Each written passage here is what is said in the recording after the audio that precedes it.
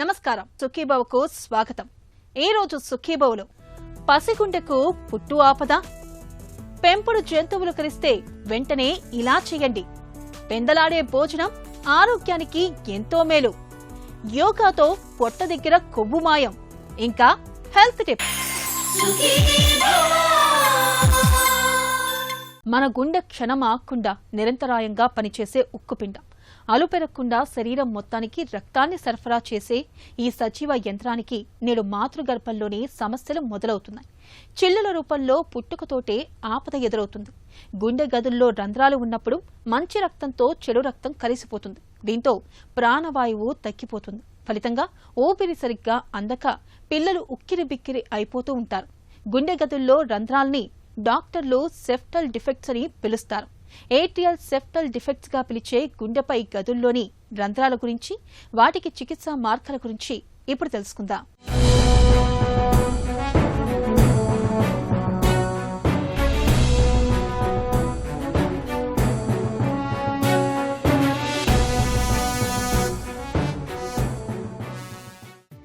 నేడు పసి హృదయం మాతృగర్భంలోనే లయ తప్పుతోంది. పుట్టుకతోటే చిన్ని గుండెకు చిల్లులు పడుతున్నాయి. జన్మతహా వచ్చిపడే గుండె లోపాలు పసిబిడ్డల పాలిట పెను శాపాలుగా మారుతున్నాయి. పుట్టుకతోటి వచ్చే గుండె జబ్బులు ప్రధానంగా అసైనోటిక్, సైనోటిక్ అని రెండు రకాలుగా ఉంటాయి. అసైనోటిక్ లోపాలు ఉన్నప్పుడు పిల్లలు ఎర్రగా, సైనోటిక్ లోపాలు ఉన్నప్పుడు పిల్లలు నీలంగా కనిపిస్తారు. పుట్టుకతోటి పసిపిల్లల్లో కనిపించే గుండె లోపాల్లో ప్రధానంగా గుండె పై గదుల మధ్య లేదా కింది గదుల మధ్యలో రంధ్రాలు ఏర్పడుతుంటాయి. పై గదుల మధ్య రంధ్రాలు ఉన్నప్పుడు వాటిని ఏట్రియల్ సెప్టల్ డిఫెక్ట్స్ అని పిలుస్తారు. ఇలాంటి పరిస్థితిలో మంచి రక్తంతో చెడు రక్తం కలిసిపోతూ ఉంటుంది. దీంతో రక్తంలో ప్రాణవాయువు తగ్గుతుంది. ఫలితంగా శ్వాస సరిగా అందక పిల్లలు ఆయాసంతో ఇబ్బంది పడతారు. డొక్కలు ఎగరేస్తూ ఉంటారు. గుండె లయ తప్పి కొట్టుకుంటూ ఉంటుంది. మనకు గుండెలో 4 గదులు ఉంటాయండి. పై 2 గదుల్ని ఏట్రియా అంటారు, కింద 2 గదుల్ని వెంట్రికల్స్ అంటారు. ఈ పైన 2 గదుల మధ్యలో ఒక గోడలాగా సెప్టమ్ ఉంటుందండి.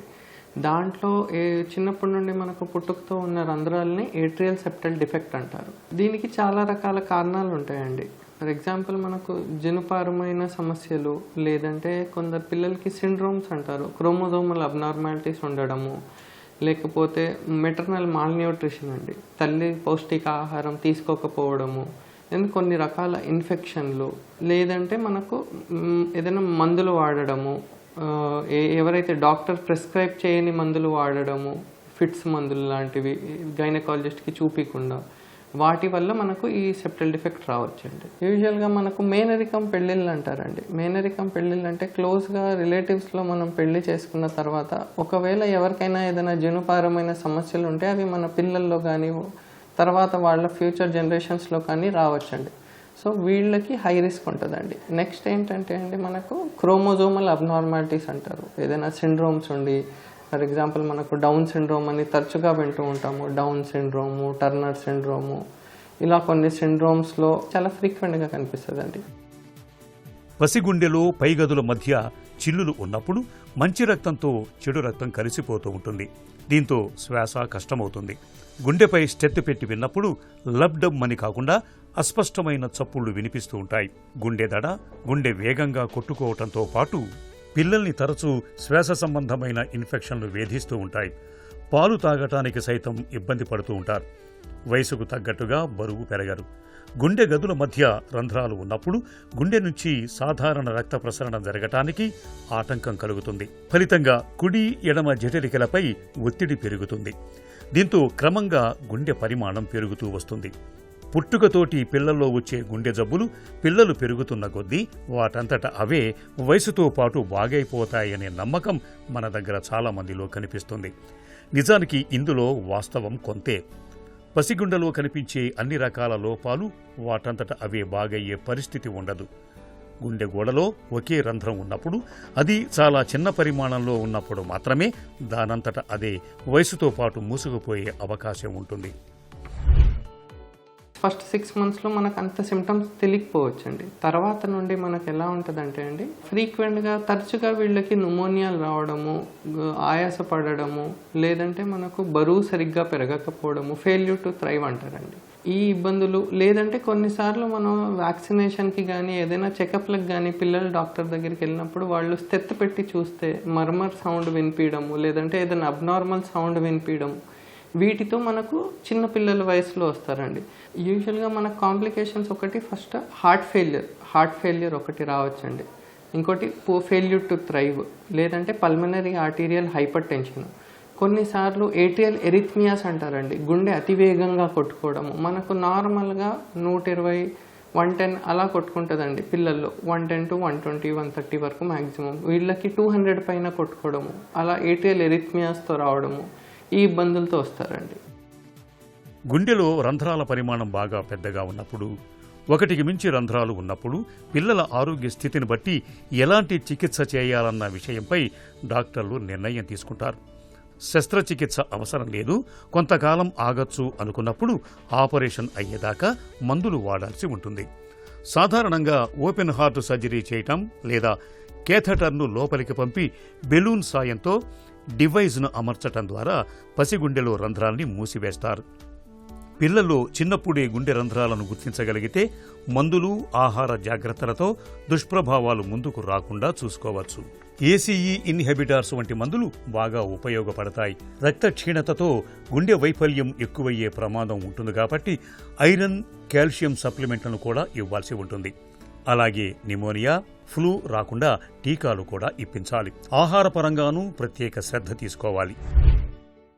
ఫస్ట్ మనం డౌట్ వచ్చేది ఏంటంటే అండి, ఒకవేళ బరువు పెరగట్లేదు బాబుకి, లేదా ఏదైనా అబ్నార్మల్ సౌండ్ వస్తుంది స్తెత్ పెడితే, లేదంటే పాలు తాగేటప్పుడు అలసిపోతున్నారు అంటున్నారు, ఇవన్నీ మనకు ఫస్ట్ డౌట్ రైజ్ చేస్తాయండి బాబుకి గుండెలో ఏదైనా రంధ్రం ఉన్నట్టు, బరువు పెరగకపోవడము. సో వీటితో ఫస్ట్ మనం స్క్రీనింగ్, చెస్ట్ ఎక్స్రే చేస్తే హార్ట్ సైజ్ పెద్దగా ఉండడము, ఈసీజీలో పలు రకాల చేంజెస్ ఉండడము. నెక్స్ట్ 2Dకో చేస్తామండి. 2Dకో చేస్తే మనకు సైజ్ ఎంత ఉంది, అది ఎటువైపు ఉంది, దాని ట్రీట్మెంట్ ప్లాన్ అన్నీ మనకు 2Dకో ద్వారా కన్ఫర్మ్ చేసుకోగలుగుతామండి. దాంతోపాటు కొన్నిసార్లు రంధ్రాలు ఒక్కటే కాదండి, దీంతోపాటు దాని చుట్టుపక్కల ఉన్న కవాటాలు, లేదంటే రక్తనాళాలు చిన్నగా ఉండడము, లేకపోతే కవాటం లీకేజ్, ఇలాంటి అడిషనల్ ప్రాబ్లమ్స్ కూడా ఉండొచ్చండి. అలాంటివి ఉంటే మనం తొందరగా సర్జరీకి పుష్ చేస్తామండి. మనకు ట్రీట్మెంట్ ఆప్షన్స్ ఫస్ట్ మనం సైజ్, ఏజ్ ఏంటి, మనకు సిమ్టమ్స్ ఏంటి, దీన్ని బట్టి మనం ట్రీట్మెంట్ ఆప్షన్స్ డిసైడ్ చేస్తామండి. ఒకవేళ పెద్ద సైజు రంధ్రం ఉంది, అసలు బరువు పెరగట్లేదు, అసలు విపరీతంగా న్యూమోనియాలు వస్తున్నాయంటే మనం ఎంత తొందరగా అయితే అంత తొందరగా ఆపరేషన్ చేయాలండి. మనకు మందుల ద్వారా కొద్దిగా గుండె మీద ఒత్తిడి తగ్గి బరువు పెరుగుతున్నాడంటే 6 నెలల లోపల మనం ఆపరేషన్ చేస్తామండి. ఒకవేళ ఇది దీంతో పాటు చుట్టుపక్కల ఉన్న కవాటాలు, లీకేజ్ అవి ఉన్నా మనం వెంటనే ఆపరేషన్ చేయించాలండి. ఒకవేళ బాగానే ఉంటుంది, ఏ ఇబ్బంది లేదంటే మనం రెగ్యులర్ చెకప్ చేసుకుంటూ డెంటల్ చెకప్లు చేయించుకుంటూ ఉండాలండి. ఎందుకంటే పళ్ళల్లో ఏదైనా ఇన్ఫెక్షన్ వస్తే అది మన గుండె వరకు పాకే సమస్య ఉంటుంది, ఇన్ఫెక్టివ్ ఎండోకార్డైటిస్ అంటారు. ఇది మనకు చాలా డేంజరస్ కాంప్లికేషన్ అండి. అదొకటి రాకుండా వీళ్ళు ఫ్రీక్వెంట్ డెంటల్ చెకప్స్ చేయించుకుంటూ ఉండాలి.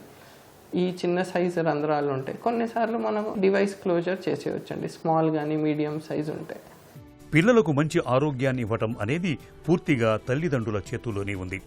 మేనరికాలకు దూరంగా ఉండటం ద్వారా పిల్లల్లో జన్యుపరంగా వచ్చే లోపాల్ని చాలా వరకు నివారించవచ్చు. గర్భంతో ఉన్నప్పుడు రూబెల్లా వంటి ఇన్ఫెక్షన్లు సోకకుండా తగిన జాగ్రత్తలు తీసుకోవాలి. తప్పనిసరిగా రూబెల్లా టీకాను తీసుకోవాలి. గర్భిణీ దశలో క్రమం తప్పకుండా ఫీటల్ ఎకో వంటి అత్యాధునిక స్కానింగ్ పరీక్షలు చేయించుకుంటూ ఉండాలి. ఈ పరీక్షల సాయంతో పసిగుండెలో లోపాల్ని ముందుగానే పసిగట్టడంతో పాటు తగిన నివారణ చర్యలు తీసుకునే అవకాశం ఉంటుంది. గర్భంతో ఉన్నప్పుడు డాక్టర్ సలహా లేకుండా ఎట్టి పరిస్థితుల్లోనూ మందులు మింగకపోవటమే మంచిది. ఇలా అన్ని రకాలుగా తగిన జాగ్రత్తలు తీసుకుంటే పిల్లల్లో పుట్టుకతోటి వచ్చే గుండె జబ్బుల్ని పూర్తిగా నివారించవచ్చు. మనం ఇంట్లో పెంచుకునే పెంపుడు జంతువులు సాధారణంగా మనపై ఎంతో విశ్వాసాన్ని చూపిస్తూ ఉంటాయి. అయితే అనుకోని సందర్భాల్లో ఒక్కోసారి ఇంట్లోని పెద్దలో, పిల్లలో వాటి కాట్లకు గురవుతూ ఉంటారు. ఇలాంటప్పుడు ఆలస్యం చేయకుండా వెంటనే తగిన వైద్య సాయం తీసుకోవాలి. నిర్లక్ష్యం చేస్తే ప్రాణాంతకమైన రేబీస్ వంటి జబ్బుల బారిన పడే అవకాశం ఉంటుంది. పెంపుడు జంతువులు కరిచినప్పుడు వెంటనే ఏం చేయాలో, గాయాలకి ఎలాంటి చికిత్సలు తీసుకోవాలో ఇప్పుడు తెలుసుకుందాం.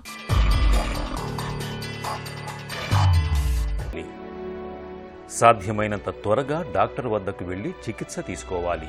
యాంటీ రేబిస్ వంటి టీకాలను తప్పనిసరిగా తీసుకోవాలి.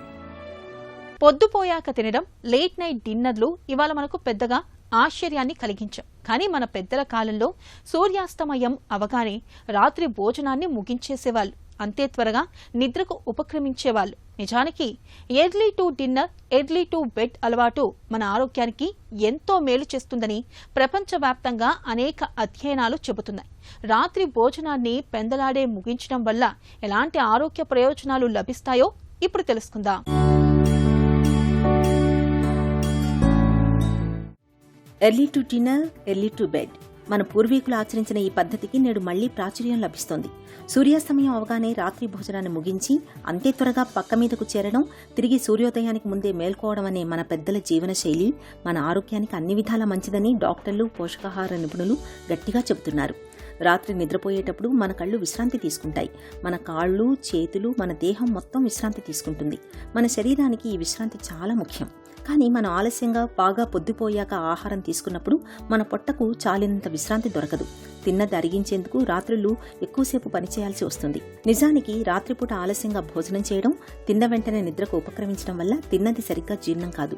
ఆ తర్వాత కడుపు నొప్పి, గ్యాస్, కడుపుబ్బరం మొదలైన సమస్యలు వచ్చి పడతాయి. ఇవాళ చాలా రకాల జబ్బులకు మన పొట్ట ఆరోగ్యం దెబ్బతినడమే ప్రధాన కారణంగా ఉంటోందన్నది కాదనలేని వాస్తవం. నిజానికి ఆహారం పూర్తిగా జీర్ణం కావడానికి పట్టే సమయం, మనం ఏమి తిన్నాం, ఎంత తిన్నాం, మన జీర్ణ వ్యవస్థ ఎంత ఆరోగ్యంగా ఉంది వంటి కొన్ని అంశాలపై ఆధారపడి ఉంటుంది. కార్బోహైడ్రేట్లు అంటే పిండి పదార్థాలు చాలా త్వరగా 1-2 గంటల్లో జీర్ణమవుతాయి. ప్రోటీన్ల విషయానికి వస్తే ఇవి జీర్ణం కావడానికి కొంత సమయం ఎక్కువ అవుతుంది. అంటే సుమారు 3 గంటల వరకు పడుతుంది. రాత్రిపూట ఆలస్యంగా భోజనం చేయడం, తిన్న వెంటనే నిద్రకు ఉపక్రమించడం వల్ల తిన్నది సరిగ్గా జీర్ణం కాదు. ఆ తర్వాత కడుపు నొప్పి, గ్యాస్, కడుపుబ్బరం వంటి మొదలైన సమస్యలు వచ్చి పడతాయి.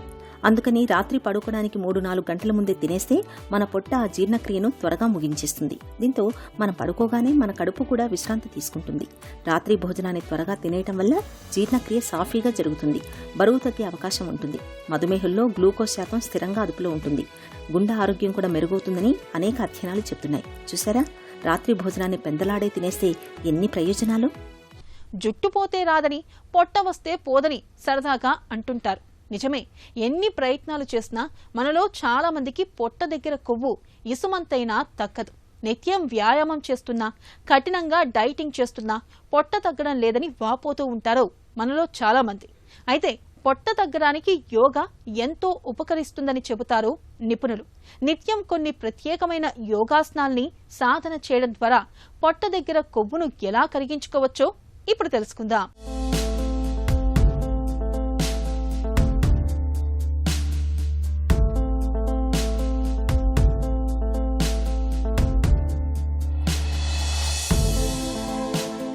ఈనాటి కార్యక్రమంలో ఈ పొత్తు కడుపులో పేరుకుపోయినటువంటి క్రొవ్వుని ఎలా తగ్గించుకోవాలి అన్నదాని విషయంగా కొన్ని ప్రత్యేకమైనటువంటి ఆసనాల్ని, ముద్రల్ని మనం తెలుసుకోబోతున్నాం.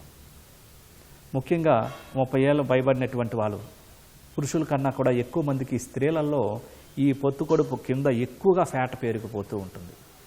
అందులో ఈ సీజరైన్ జరుగుతుంది చూసారా, ఆ స్త్రీలలో ఇంకా మరీ ఎక్కువగా పేరుకుపోతూ ఉంటుంది. మరి కొన్ని ప్రత్యేకమైనటువంటి ఆసనాలు, ఒక్కొక్క ఆసనం శరీరంలో వివిధమైనటువంటి ప్రత్యేకమైన భాగాల్లో ప్రభావాన్ని కలుగజేస్తూ ఉంటుంది. అలాగే పొత్తు కడుపు మీద ప్రభావం కలిగజేసేటటువంటి కొన్ని ప్రత్యేకమైనటువంటి ఆసనాలు చేయడం ద్వారా ముఖ్యంగా వాళ్ళకి ఇది చాలా ఎబ్బెట్టిగా, చాలా దీనిగా అందవికారం కనబడుతూ ఉంటుంది. ఈ కొన్ని ప్రత్యేకమైన ఆసనాలు చేయడం ద్వారా పొత్తు కడుపు కింద భాగం మీద ప్రభావం కలిగజేయడం ద్వారా అక్కడ ఫ్యాట్ అంతా కరిగిపోయి మరి స్టమక్ అంతా చక్కగా ఫ్లాట్గా, చక్కగా, ఆరోగ్యవంతంగా, అందంగా కనిపించడానికి కొన్ని ప్రత్యేకమైన ఆసనాలు ఉన్నాయి. వాటిలో భాగంగా నౌకాసనం, ఉత్తాన పాదాసనం, సూర్యముద్ర, అవి ఏ విధంగా చేయాలో ఒకసారి చేసి చూద్దాం. ముందుగా దండాసన భంగంకి రావాలి.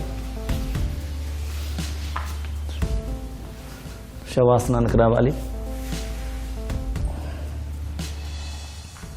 పాదాలు 2 జతలో ఉంటాయి. ఇప్పుడు 2 పాదాలని పైకి లేపుతూ 30 డిగ్రీస్ పైకి లేపి 2 చేతులతో పాదాల దగ్గర పట్టుకొని తొడల దగ్గర పట్టుకొని స్ట్రైట్గా నౌకాసన స్థితిలో ఉండాలి.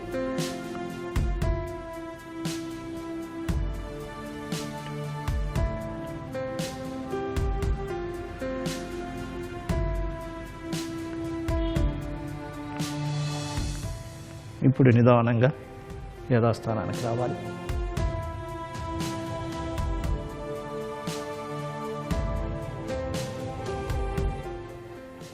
మరొక్కసారి నౌకాసనం చేస్తాం. 2 చేతులతో తొడల దగ్గర సపోర్ట్ తీసుకొని కాళ్ళ రెండింటిని 30 డిగ్రీస్ పైకి లేపి శరీరాన్ని కూడా 30 డిగ్రీస్ పైకి లేపి ఆసన స్థితిలో స్థిరంగా ఉండాలి.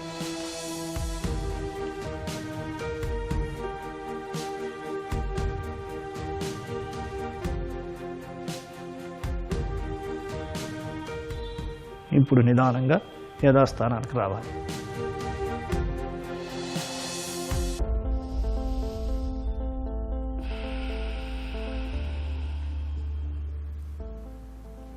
ఇప్పుడు ఉత్తాన పాదాసనం. 2 చేతులు కూడా పిరుదుల కింద ఉంచుకోవాలి. ఇప్పుడు పాదాలు రెండింటిని చెంది 2 కాళ్ళని 30 డిగ్రీస్ పైకి లేపి ఉంచాలి.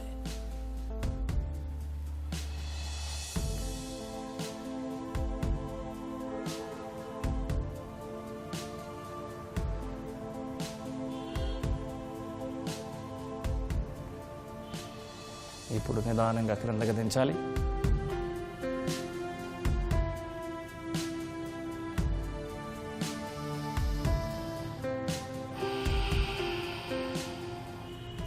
మరొకసారి 2 కాళ్ళని 30 డిగ్రీస్ పైకి లేపి ఉంచాలి.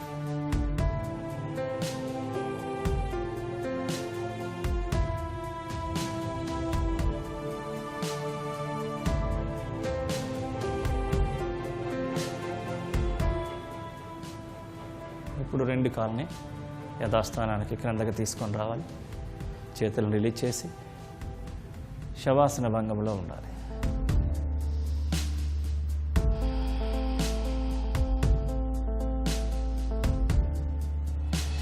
ఇప్పుడు శవాసనం నుంచి బయటికి రావాలి.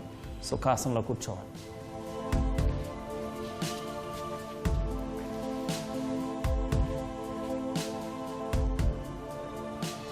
సూర్యముద్ర. ఈ సూర్యముద్రని వజ్రాసనంలో చేయవచ్చు, పద్మాసనంలో కూడా చేయవచ్చు, సుఖాసనంలో కూర్చొని చేయవచ్చు, వీలు లేకుంటే కుర్చీలో కూడా కూర్చొని చేయవచ్చు.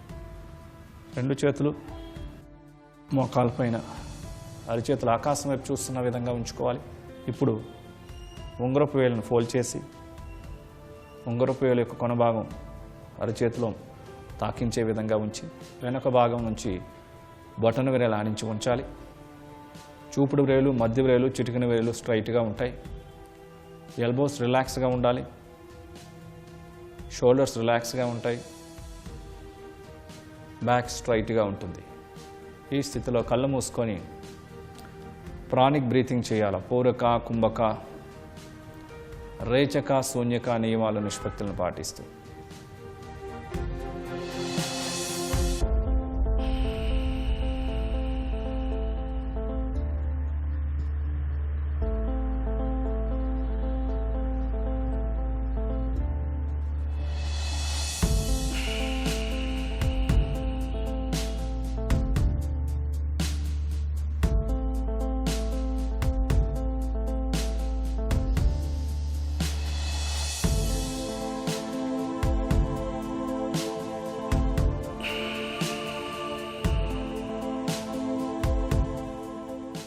శ్వాసను విడిచిపెట్టిన తర్వాత ముద్రను రిలీజ్ చేయాలి.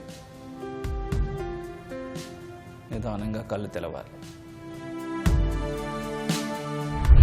నౌకాసనం ఇది కింద పొట్ట అంటే కింద భాగం పైన పై భాగం పైన కూడా ప్రభావం కలుగజేస్తూ ఉంటుంది. అంటే అబ్డామినల్ భాగం పైన పై భాగం పైన కూడా ప్రభావం కలుగజేస్తూ ఉంటుంది. ఈ నౌకాసనం చూడడానికి సులభంగా ఉంటుంది, కానీ 10 నెంబర్ల కౌంటింగ్కే చాలా భరించలేనటువంటి బాధ వస్తుంది. కానీ నిదానంగా దీన్ని చక్కగా రోజువారీ క్రమం తప్పకుండా ప్రతిరోజు ఒక 5 సార్లు కనుక 10 కౌంటింగ్తో కానీ 20 కౌంటింగ్తో కానీ చక్కగా చేసినట్లయితే ఈ స్టమక్ అంతా కూడా తగ్గిపోతూ ఉంటుంది. అలాగే ఉత్తాన పాదాసనం పర్టికులర్గా పొత్తుకొడుపు ఈ పొట్ట కింద భాగం పైన ప్రభావం కలిగజేసేటటువంటి. మీరు ఈ ఆసనం చేస్తున్నప్పుడు గమనించినట్లయితే పొత్తుకొడుపు భాగంలో ఒత్తిడిని కలిగిస్తూ ఉంటుంది. తద్వారా అక్కడున్న ఫ్యాట్ని అంతటిని కూడా కరిగించేస్తూ ఉంటుంది. ఎక్కువసేపు ఉండలేకపోతే నిదానంగా తక్కువ కౌంటింగ్తో నిదానంగా ప్రాక్టీస్ చేస్తూ దాని తర్వాత ఇందులో ఇంకొన్ని వేరియేషన్స్ ఉన్నాయి. పూర్తిలో 2 కాళ్ళతో చేయలేనటువంటి వాళ్ళు ఒక్కొక్క కాళ్ళతో చేసి ఇందులో కూడా ఇంకా డిఫరెంట్ వేరియేషన్స్ ఉన్నాయి. వీటికి సంబంధించి ఇంకా కొన్ని ప్రత్యేకమైనటువంటి లెగ్స్కి సంబంధించి స్టమక్కి సంబంధించి కొన్ని ప్రత్యేకమైన ఆసనాల సంపుటితో చేస్తే ఒక 10 రోజుల్లో ఆ పొట్టను సులభంగా తగ్గించుకోవచ్చు. పొట్ట దగ్గర కొవ్వును కరిగించే యోగాసనాలు, వాటి సాధనలో మెలకువల గురించి తెలుసుకున్నాం కదా. ఇక ఈ రోజు కార్యక్రమాన్ని ముగించే ముందు ఒక చిన్న చిట్కా మీకోసం. పేను కొరుకుడుతో బాధపడుతున్నప్పుడు గుండె గలిచేరు మొక్కను వేరుతో సహా సేకరించి మెత్తటి ముద్దగా అయ్యేటట్లు నూరి ఆ ముద్దను పేను కొరుకుడు ఉన్న భాగాల్లో నిత్యం పూస్తూ ఉండండి. వెంట్రుకలు రాలిపోవడం ఆగిపోయి కొత్తగా వెంట్రుకలు మొలుచుకొస్తాయి.